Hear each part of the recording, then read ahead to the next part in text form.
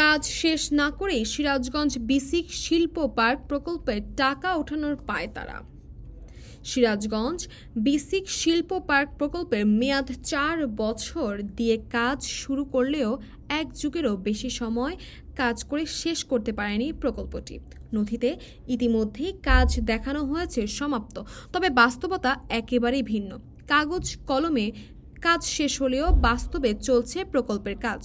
নির্ধারিত সময়ের মধ্যে কাজ সম্পূর্ণ না হওয়ায় ইতিমধ্যে ফোন বন্ধ রেখে পালিয়ে বেড়াচ্ছে প্রকল্প পরিচালক জাফর বায়েজিদ।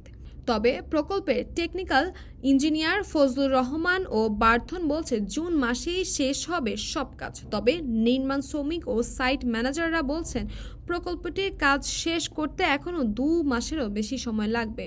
তথ্য অনুসারে জানা যায় 4 বছরের এই প্রকল্পটি বারবার মেয়াদ বাড়িয়ে 13 বছরেও শেষ হয়নি। এখনো কাজ তো এখানে আলো 2 মাস আছে। 2 নম্বর করে করব না, মানে 5 নম্বর 2 নম্বর। আপনাদের একটা কথা আমি আগে বলি, যেহেতু আমি সরকারি চাকরি করি, বুঝছেন, আমাদের যে কোনো তথ্য দেওয়ার আগে অবশ্যই আমাদের কর্তৃপক্ষ স্যারের আগে আমাকে অবগত, যেটা সার্বিক পরিস্থিতি যে জানতে চাচ্ছেন সেটা হচ্ছে যে আমাদের স্যার বলতে পারবে।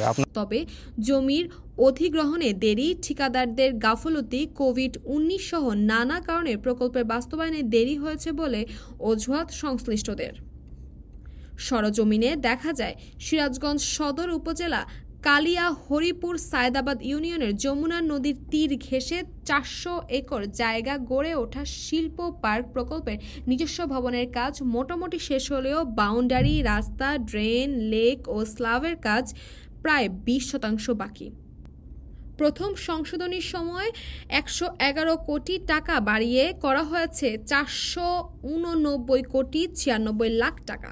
দ্বিতীয় সংশোধনীতে এসে ফের 138 কোটি 10 লাখ টাকা বাড়িয়ে মোট ব্যয় করা হয় 628 কোটি 10 লাখ টাকা।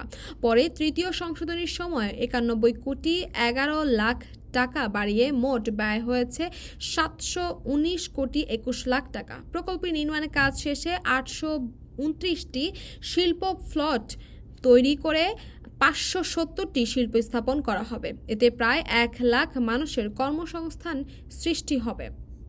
তাসপিয়া তাবাসসুম, সময়।